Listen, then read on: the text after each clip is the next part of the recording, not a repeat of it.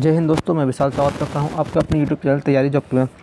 दोस्तों, आज हमारा प्रैक्टिस सेट नंबर 13 है, जिसमें हम आज लेकर आए आपके लिए प्रैक्टिस सेट नंबर 30 क्वेश्चन, जिसमें आपको वो जो प्रीवियस ईयर के एग्ज़ाम में जो प्रीवियस ईयर का जो आपका पुलिस का एग्ज़ाम हुआ है उसको वो लेवल में ध्यान में रखते हुए आपको ईजी टू मॉडरेट पेपर लेकर आया हूँ। मैं आशा करता हूँ कि आपको ये वीडियो ज़रूर पसंद आएगी।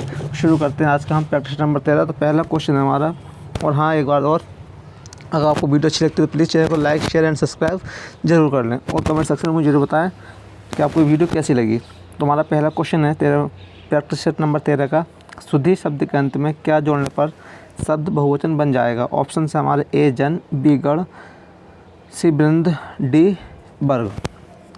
तो option number A is right. तो हम सुधी में अगर हम जन जोड़ देंगे तो हमारा शब्द क्या बन जाएगा, बहुवचन बन जाएगा। ठीक है, बात करते हैं क्वेश्चन नंबर 2 की ओर। मैं आपको एक बार बता दूं कि इसका जो टाइम है अपने प्रैक्टिस सेट का रोज़ शाम 5 बजे है, तो रोज़ शाम 5 बजे आप ज़रूर चैनल पर विजिट किया करें। तो हमारा सेकंड क्वेश्चन है, निम्न विकल्पों में से पुल्लिंग शब्द कौन सा है, आपको बताना है पुल्लिंग शब्द कौन सा है। ए सेना, बी धरती, सी कुटुम्ब, डी मणि। तो हमारा होगा पुल्लिंग क्या है हमारा, कुटुम्ब। Option number C is right. आगे बढ़ते हैं क्वेश्चन नंबर 3 की ओर। तो क्वेश्चन नंबर 3 है हमारे पास, आए थे हरि भजन को ओटन लगे कपास, कहावत का अर्थ कौन से विकल्प में बताया गया है। आपको बताना है जो ऑप्शन जो हमारी कहावत दी है इसका कौन सा ऑप्शन ठीक है। तो हमारे ऑप्शंस हैं, पहला ऑप्शन है हमारे पास, किसी कार्य विशेष की उपेक्षा कर किसी अन्य कार्य में लग जाना। ऑप्शन बी, हरि भक्ति का मार्ग कठिन होता है। ऑप्शन सी, ईश्वर भक्ति को छोड़ व्यापार में लग जाना। ऑप्शन सी, उद्देश्य की प्राप्ति में असफल होना। तो हमारा होगा इसका आंसर होगा option number A is right. किसी कार्य विशेष की उपेक्षा कर किसी अन्य कार्य में लग जाना, यानी option number A is right. आगे बढ़ते हैं क्वेश्चन नंबर 4 की ओर। तो क्वेश्चन नंबर 4 है अपने पास,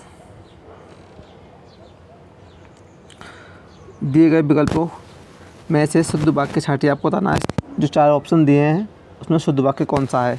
ए, मेरे जूते तुमसे अच्छे हैं। बी, वह शायद से आ जाएगा। सी, गांधी जी ईश्वर के पक्के भक्त थे। डी, चाकू से बच्चों को काट कर फल दो। तो इसका आंसर होगा option number C is right. Gandhi ji ईश्वर के पक्के भक्त थे। इसमें क्या है, मेरे जूते नहीं होता, मेरे जूते होता। वह शायद से आ जाएगा, वह शायद आ जाएगा से एक्स्ट्रा है इसमें। चाकू से बच्चों को काट कर नहीं, चाकू से बच्चों को फल काट कर दो, फल यहाँ आता तब आंसर होता। ठीक है, ये और सही होता। आगे बढ़ते हैं क्वेश्चन नंबर 5 की ओर। तो क्वेश्चन नंबर 5 दिया है हमें, आपको क्या करना है, सर फिलअप्स करना है। क्वेश्चन है हमारा, किसी का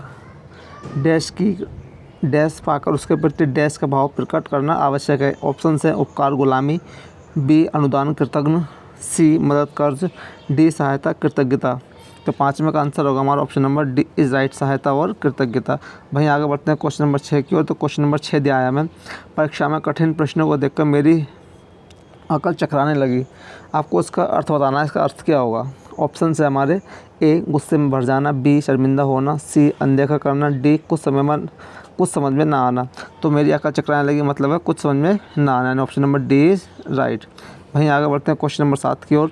तो क्वेश्चन नंबर 7 दिया है, दिए गए विकल्पों में से कौन सा विकल्प अंगना शब्द का समानार्थी है। आपको बताना है अंगना का पर्यायवाची क्या है। ऑप्शन है ए स्त्री, बी पल्लू, सी गाँव, डी आंगन।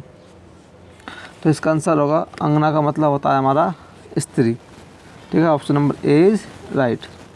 वहीं बात करते हैं क्वेश्चन नंबर 8 की ओर। तो क्वेश्चन नंबर 8 दिया है हमें, सब्जबाज दिखाना, इस मुहावरे का अर्थ क्या है। आपको बताना है सब्जबाज दिखाने का मुहावरे का अर्थ क्या है। ऑप्शन से हमारे ऑप्शन नंबर ए दिया है हमें, हिम्मत बांधना, सी हरे भरे उद्यानों की सैर करना, ऑप्शन बी हरे भरे उद्यानों की सैर करना, ऑप्शन सी धोखा देना, ऑप्शन डी झूठे वायदे करना। तो इसका आंसर होगा सब्जबाज दिखाने का मतलब है झूठे वायदे करना, option number D is right. Question number 9 आता है हमारे पास। तो क्वेश्चन नंबर 9 दिया है, काली घटा का घमंड घटा, पंक्ति में प्रयुक्त अलंकार पहचानिए। आपको अलंकार बताना है कौन सा अलंकार है। ए रूपक, बी अनुप्रास, सी माननीय, डी यमक। तो इसमें आंसर होगा option number D is right, यमक अलंकार। दो यमक अलंकार की एक पहचान है जहाँ पर एक वर्ड एक से 2 या 2 से अधिक बार आएगा लेकिन उसका अर्थ भिन्न भिन्न होता है, इसलिए वहाँ पर कौन सा अलंकार होता है, वहाँ पर हमारा यमक अलंकार होता है। जैसे यहाँ पर एक बार घटा का मतलब होता है, मतलब जो बादल है हमारे, काली घटा मतलब बादल, और घमंड घटा का मतलब यहाँ पर कम होना, यानी जो काला बादल है उसका क्या हुआ, घमंड कम हुआ। ठीक है, बात करते हैं क्वेश्चन नंबर 10 की ओर। तो क्वेश्चन नंबर 10 दिया है हमें, दिए गए विकल्पों में से सही वाक्य का चयन करें। आपको बताना 4 ऑप्शन में से कौन सा एक ऑप्शन सही है। तो ऑप्शन से हमारे ऑप्शन नंबर ए तलवार एक उपयोगी फौलाद है, बी तलवार एक उपयोगी अस्त्र है, सी तलवार एक उपयोगी शस्त्र है, डी तलवार एक उपयोगी शास्त्र है। तो हमारा आंसर होगा इसका option number C is right, तलवार एक उपयोगी शस्त्र है। ठीक है, वहीं हम बात कर लेते हैं क्वेश्चन नंबर 11 की ओर। तो क्वेश्चन नंबर 11 दिया है हमें, दिए गए विकल्पों में से कौन सा विकल्प प्रत्यक्ष शब्द का समानार्थी है। आपको बताना है प्रत्यक्ष का समानार्थी कौन सा है। ऑप्शन से हमारे ए भावस्मरणीय, बी अस्मरणीय, सी नक्षत्र, डी साक्षात। तो 11 का आंसर होगा हमारा option number D is right, साक्षात। क्वेश्चन नंबर 12 दिया है हमें। क्वेश्चन नंबर 12 है, चरण कमल बंदो हरिराई पंक्ति में चरण कमल का अर्थ क्या है। ऑप्शन से हमारे ए पैर और कमल का फूल, बी कमल के फूल पर पैर, सी पैरों पर कमल के फूल, डी कमल के फूल जैसे पैर। तो हमारा आंसर होगा option number D is right, कमल के फूल जैसे पैर। वहीं हम बात करते हैं क्वेश्चन नंबर 13 की ओर। तो क्वेश्चन नंबर 13 दिया है हमें, सदा एक वचन में प्रयुक्त होने वाले शब्दों को चुनिए। आपको बताना है कि 4 ऑप्शन में से कौन सा एक ऑप्शन जो सदा एक वचन में रहता है। ए होश लोग, बी हस्ताक्षर जनता, सी वर्षा जनता, डी प्राण और बाल। तो हमारा आंसर होगा हमारा option number C is right, वर्षा और जनता। हम देखेंगे यहाँ हस्ताक्षर बहुवचन है लेकिन जनता एक वचन, हमारा ऑप्शन ए गलत हो जाएगा। प्राण और बाल ये हमेशा ही बहुवचन में होते हैं। होश और लोग ये भी हमेशा ही बहुवचन में यूज होते हैं। आगे बात करते हैं क्वेश्चन नंबर 14 की ओर। तो क्वेश्चन नंबर 14 दिया है हमें, निंदन नीरे राखिए आंगन कुटी छवाए, बिनु पानी साबुन बिना निर्मल करत सुभाए। पंक्ति में प्रयुक्त अलंकार बताना। आपको कौन सा अलंकार दिया है। ए विभावना, बी विशेषोक्ति, सी उपमा, डी विरोधाभास। तो इसका आंसर होगा हमारा option number A is right, विभावना अलंकार। ठीक है, विभावना अलंकार की ये पहचान है कि जहाँ पर बिना कारण के कोई काम हो ना पाया जाए वहाँ पर हमारा विभावना अलंकार होता है। ठीक है, आगे बढ़ते हैं क्वेश्चन नंबर 15 की ओर। तो क्वेश्चन नंबर 15 दिया है हमें, जयशंकर प्रसाद की पहली कहानी कौन सी थी। आपको बताना है। दोस्तों ये क्वेश्चन सारे आए हुए हैं जो आपको करा रहा हूँ, तो कभी आप ये मत कभी आप कहते हैं कि क्वेश्चन ज़्यादा हार्ड नहीं है। आपको इजी टू मॉडरेट लगेगा गया हूँ। कुछ क्वेश्चन आपको बहुत इजी मिलेंगे, कुछ मॉडरेट मिलेंगे, कुछ थोड़े अपर लेवल के मिलेंगे जो आपको देखने मिलते हैं परीक्षा में। तो हमें बताना है कि जयशंकर प्रसाद की पहली कहानी कौन सी है। तो ए ममता, बी ग्राम, सी पुरस्कार, डी गुंडा। तो इसका आंसर होगा option number B is right, कौन सी है, ग्राम। वहीं हम बात करते हैं क्वेश्चन नंबर 16 की ओर। तो क्वेश्चन नंबर 16 दिया है हमें, संगम शब्द में किस तरह की अशुद्धि है। आपको बताना है। एक वर्ड दिया है संगम, इसमें गलती क्या है। ए अनुनासिक, बी रेफ, सी नुक्ता, डी अनुस्वार। तो संगम में अनुनासिक वाली गलती यानी option number A is right, संगम की शुद्ध वर्तनी होगी संगम। ठीक है, ना कि ये चंद्र बिंदु आएगी, ये वाला दिखाया आएगा। ठीक है, वही बात करते हैं क्वेश्चन नंबर 17 की ओर। तो क्वेश्चन नंबर 17 दिया है हमें, माटी की मूर्ति किस लेखक की रचना है। आपको बताना है माटी की मूर्ति किस लेखक की रचना है। ऑप्शन से हमारे ए जगदीश चंद्र, बी रामवृक्ष बेनीपुरी, सी राकेश वर्मा, डी रामचंद्र शुक्ल। तो माटी की मूर्ति किसकी रचना है हमारे, रामवृक्ष बेनीपुरी की। Option number C is option number B is right. Question number 18 की ओर बढ़ते हैं। तो क्वेश्चन 18 दिया है हमें, कथा सम्राट प्रेमचंद का वास्तविक नाम क्या था। आपको बताना है कथा सम्राट ने प्रेमचंद, उनका वास्तविक नाम क्या था। ऑप्शन से हमारे ए श्रीपत, बी जीवन राय, सी अमृत राय, डी धनपत राय। तो हमारा आंसर होगा option number D is right, Dhanpat Rai. वहीं हम बात करते हैं क्वेश्चन नंबर 19 की ओर।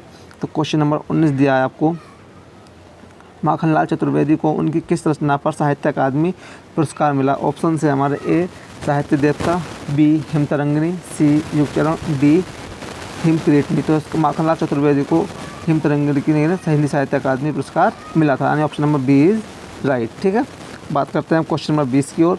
तो क्वेश्चन नंबर 20 दिया है हमें, आदर देने एवं बड़प्पन हेतु किस वचन का प्रयोग होता है। हमारे ऑप्शन हैं ए बहुवचन, बी सदा एक वचन, सी एक वचन, डी सदा बहुवचन। तो हमारा आंसर होगा option number A is right, बहुवचन का आदर देने एवं बड़प्पन हेतु बहुवचन का प्रयोग होता है। क्वेश्चन नंबर 21 हमारे पास। क्वेश्चन नंबर 21 दिया है हमें, बहुत सुस्ती से काम करना के लिए उचित मुहावरा कौन सा है। ए चोरी का माल मोरी में, बी चमड़ी जाए पर दमड़ी न जाए, सी कौवा चले हंस की चाल, डी 9 दिन चले अढ़ाई कोस। तो इसका आंसर होगा हमारा 9 दिन चले अढ़ाई कोस, यानी option number D is right. वहीं हम बात करते हैं क्वेश्चन नंबर 22 की ओर। तो क्वेश्चन नंबर 22 दिया है हमें, तरंग शब्द का सही समानार्थी चयन करें। आपको बताना है कि तरंग शब्द दिया है, इसका सही समानार्थी क्या होगा। ऑप्शन से हमारे ए उर्मी, बी केकी, सी तुरंग, डी अटवी। तो वहीं हमारा आंसर होगा इसका तुरंग का समानार्थी उर्मी, यानी option number A is right. ठीक है, वहीं बात करते हैं क्वेश्चन नंबर 23 की ओर। दोस्तों क्वेश्चन नंबर 23 दिया है हमें,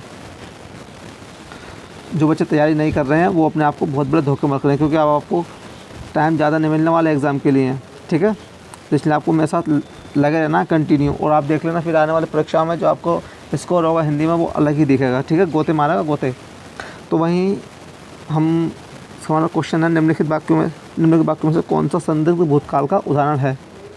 ए मैं सामान वहीं रखा था, बी मैंने वहीं सामान रखा था, सी मैंने वहीं सामान रखा होगा, डी मैंने सामान वहीं रखा था। तो हम बात करते हैं क्वेश्चन नंबर 23 की ओर। तो इसका आपको बताना है, इसका आंसर है हमारा मैंने वहीं सामान रखा होगा, and option number C is right. संदिग्ध भूतकाल का उदाहरण पूछा है हमसे। बात करते हैं क्वेश्चन नंबर 24 की ओर। तो क्वेश्चन नंबर 24 दिया है, उत्प्रेक्ष अलंकार कब हो सकता है। आपको बताना उत्प्रेक्ष अलंकार कब होगा। ऑप्शन से हमारे ए उपमेय व उपमान में समानता की स्थापना हो। कभी कभी आपसे ऐसे भी क्वेश्चन पूछ लेता है, जो ये क्वेश्चन है ये आपको विभिन्न परीक्षा में पूछा गया है।